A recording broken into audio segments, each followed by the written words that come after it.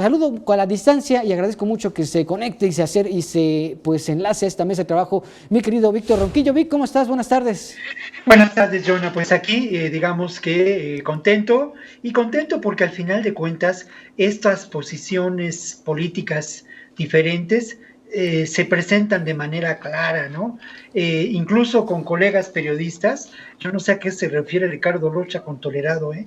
Y créeme que, pues Rocha ha sido amigo de otros presidentes, no sé si es amigo de López Obrador, pero fue amigo de Salinas de Gortari, por ejemplo, ¿no? Bueno, pues ahí estamos claros, ¿no? Y obviamente estamos claros en términos de qué proyecto de país queremos construir.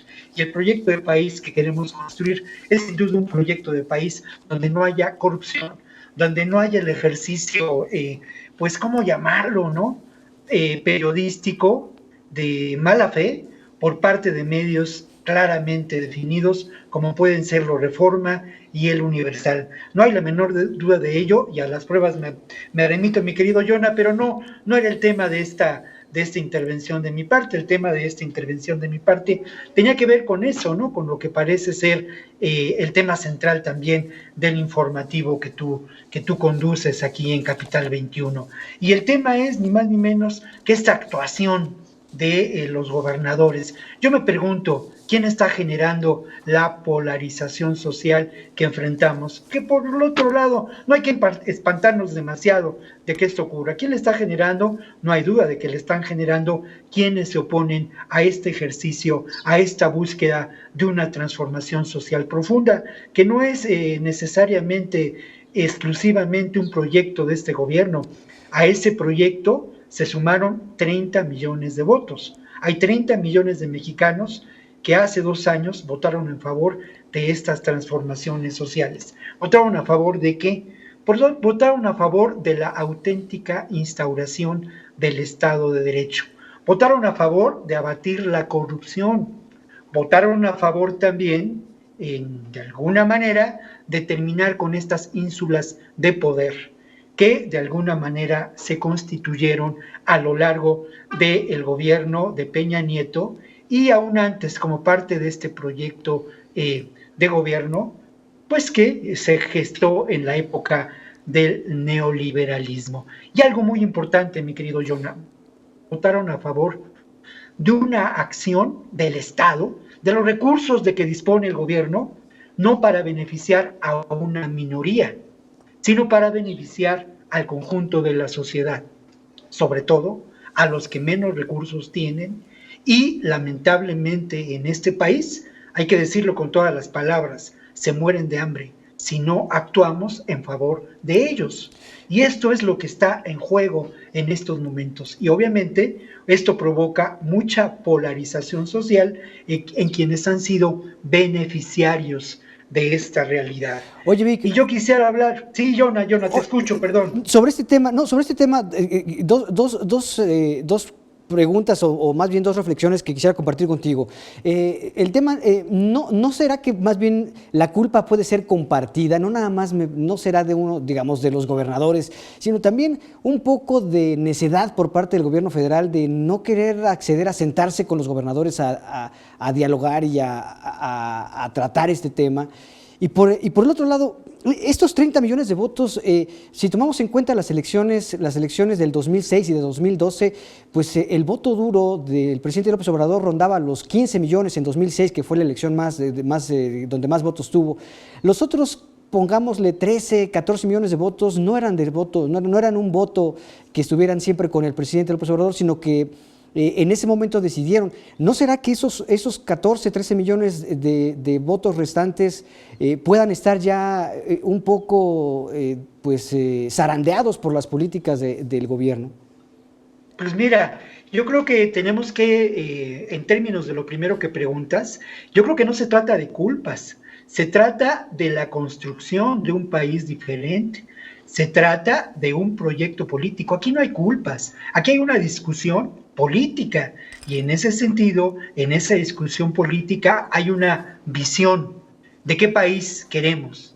El país que precedió a esta realidad histórica y social donde se debate la esperanza y el futuro, a ese país de la corrupción. Y luego lo otro, bueno, esto me parece que no hay duda de que esos 30 millones de personas no votaron desde mi punto de vista, y esto hay que reflexionarlo seriamente, pues por Morena ni por ninguno de sus partidos satélites. Es más, me parece que muchas de estas personas ni siquiera votaron por López Obrador, a pesar de su carisma, de su ideología, en Claro. fin, de su fuerza política de opositor, votaron en contra de ese régimen que nos llevó a la pobreza terrible y Sí. que nos llevó también a una catástrofe humanitaria de miles de personas desaparecidas, de miles de personas asesinadas, ¿no? Y hay que mencionarlo, un régimen que hoy en día no ha terminado, precisamente Sí. nos encontramos en el debate y la construcción. Y yo quisiera señalar, mi querido Jonah, porque Sí. el tiempo se nos acaba, cuáles son las trampas con las que estos supuestos federalistas argumentan a su favor. Trampas que se prestan mucho a la manipulación política. Por ejemplo, hablan del asunto de que pues es López Obrador el que no quiere negociar, perdón. Esto es un asunto que exige una discusión política y que podría exigir y llevar a cabo reformas constitucionales para transformar la fórmula en que se reparten los recursos del erario público. No pasa nada. Esto se puede discutir y se puede transformar y se ha transformado a lo largo de la historia. En la última de estas modificaciones en esta fórmula fiscal se dio en los años 80. Otra trampa que vale la pena mencionar y que ya lo señalaba el presidente López Obrador esta mañana, se han entregado los recursos puntualmente. Nadie puede quejarse de que no se han entregado.